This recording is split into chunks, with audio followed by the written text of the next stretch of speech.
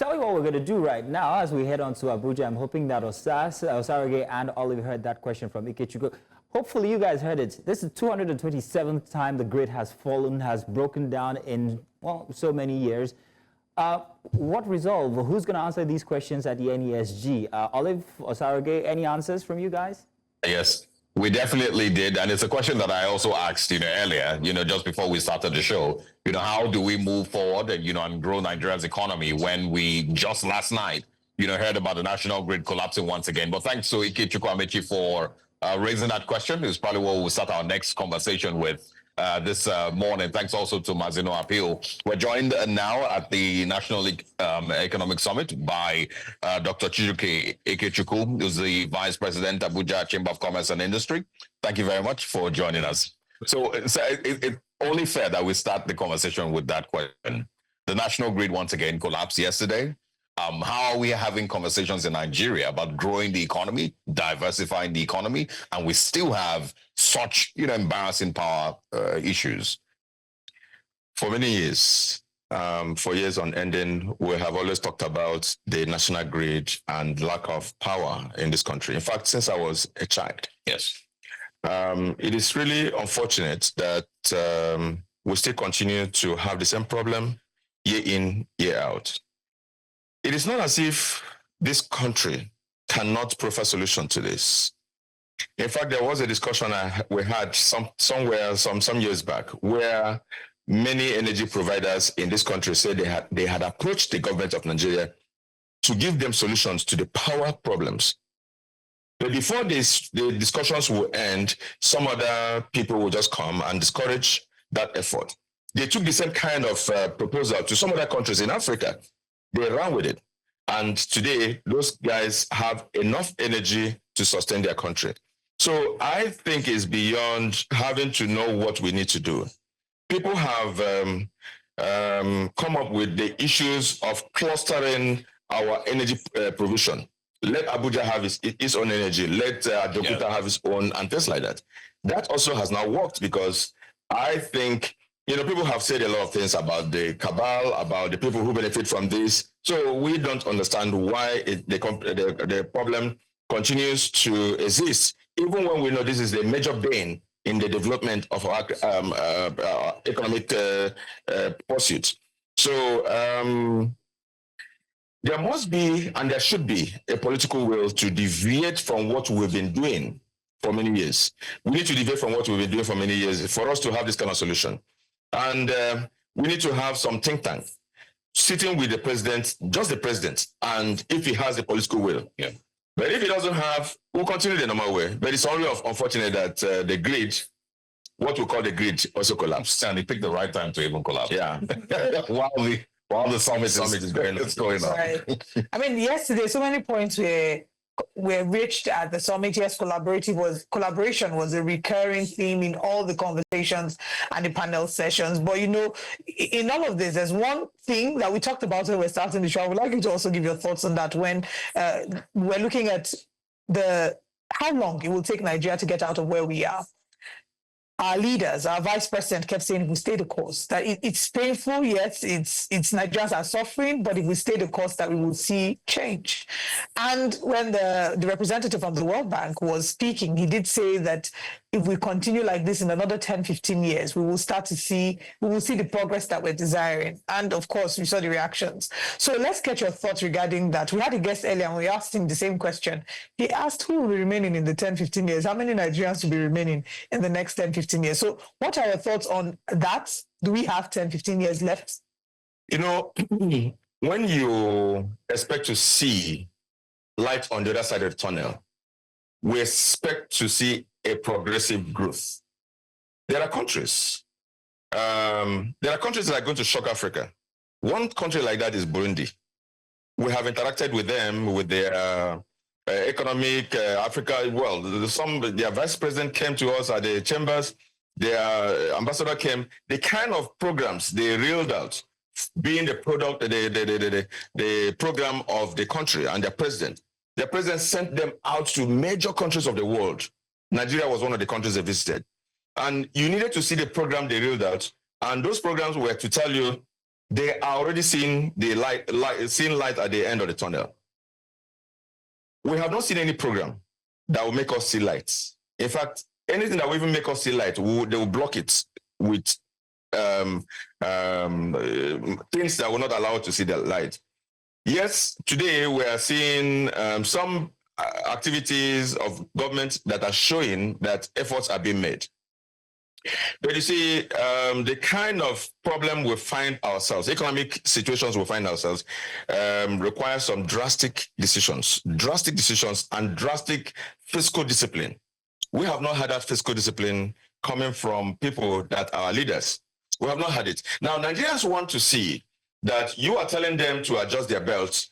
You indeed will adjust totally in all the arms of government. And you can't be adjusting the people, and then the people in government are spending money as if we have excess of it, when we don't have it. So these are the problems. We are not seeing the steps that will actually show us light at the end of the tunnel. But to the extent they have seen, and to the extent their knowledge can take them, and to the extent they are agreeing to follow, to that extent, we are seeing some progress. I think that's what we can see. There are various sectors. Now, the way to know whether there is progress is to check sector by sector. What are we doing with health? And what is it with some other countries that we even answer developing nations with? What are we doing with health? What are we doing with the education? What are we doing with power that you just mentioned? What are we doing with corruption? Because if we don't deal with corruption, all these things we are saying will just not happen. So we are only hoping, just like we're only hoping that one day we'll get out of this. But what we take out of this situation, we haven't seen yet. We haven't seen those efforts yet. That's what I can say. All right, you're the VP Abuja Chamber of Commerce and Industry, so I want us to focus on that. How is commerce in 2024 Nigeria under the new administration's policy? In what ways have they given life in any way to the commerce industry, or have their policies stifled growth in that regard? When we talk about commerce, it's a gamut of a lot of things. We're talking about both the manufacturing end, the trading, the balance of trade, and what are those things we're trading on. So if we take them one after the other, let us even look at the importation of the things. If we want to say we want to grow importation and have excess of everything we want to import, at what exchange rate are you importing these things? When you import them, what are the activities at the wharf that will make a seamless clearing and a seamless buying and selling? So you already know that answer, that the exchange rate cannot encourage that. When we even say we want to, because usually when there is devaluation of the currency, it promotes export. When we even say we want to promote export, you see that there are no policies to make sure export go seamlessly. You were witness to the fact that one time we said we exported yam out of this country, and we were supposed to be the largest yam exporters of Africa, of the world. By the time the yam got to where they were going to, they were already rotten. Yes. Between that time and now, I don't think you have heard anything that told us, oh, this is how we're going to correct the mistake we made before. If Ghana is doing it, how come we're not doing it? Ghana exports yam all over the place. If you go anywhere in the world today, it's the Ghana yam you're going to buy. Let us also talk about small and medium enterprises. Yeah. What is that thing that is affecting them? One of it is this cost of energy, cost of power. That is not allowing any of them breathe. All of them have been suffocated because of the cost of this. So you see a combination of cost of energy with exchange rates, with insecurity everywhere, and a whole lot of ease of doing business that we don't have. And of course, the kind of taxations, even though they are working on the taxation end, if you combine all these things, it is difficult for any MSME to succeed in Nigeria. And that is why you see somebody start business in few months or maybe few years, they collapse. If you're ever talking about those categories of people, what kinds of funds are they available that are available to them? We mentioned BOI, Bank of Industry, as having single-digit interest rate. What are the conditions to accessing these loans? apart from BOI, what about the commercial banks? Is there any percentage allocation given to MSMEs to say you must give money to this kind of people at single digit interest rate? So now that cannot be possible because the MPR of CBN continues to grow higher, and if it does, interest rate of banks will continue to also grow. How would that promote business at every level? So these are the problems. The problems of commerce are too many, and business people in Nigeria prefer to just go to the money market, put their monies there, and watch interest grow without having to go through the many and myriad problems of doing business in Nigeria. There are many of them, and it's even becoming more popular now. Yeah, I think because we're running out of time, as we wrap up the conversation, when we talk about Nigeria's growth, if we talk about Africa's growth and the decline in the growth rate, you will see reports that will say we've declined from 5.2% to 4.8%. There are several reasons that they give, and one of the reasons they give is COVID-19.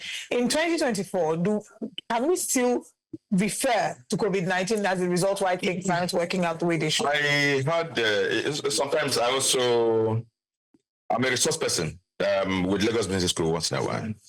I told them we shouldn't be referring to COVID-19 4 years after COVID-19. And I say so because the impact of COVID-19 ended in 2022. Up to 2024, we should be talking about some other reasons. So please, anybody who tells us it's COVID-19 that is... Countries that suffered even worse situations in COVID have gone up, have left us behind with our inflation rate, and other things. They have gone beyond where we are. Many African countries have their inflation rates dropping. Ours continue to rise. So that means there are fundamental things wrong with us, wrong with our own economy, different from other economies.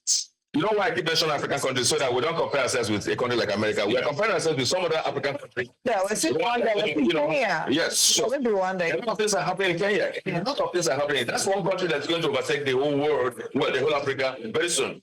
So it's unfortunate that we have all the resources to turn around this economy. But we're not taking taking the advantage that we should have to turn the economy around. Very unfortunate. There's almost no optimism from your end. That's right. That's not what. That's not. But anyway, thank you very much for stopping by, Dr. Chijioke Ekechukwu. Great to have had this conversation with you. Let's see what the NESG and, of course, the Nigerian Economic Summit eventually comes up with at the end of the next 3 days. Yeah, thank you very much. Let me take your time.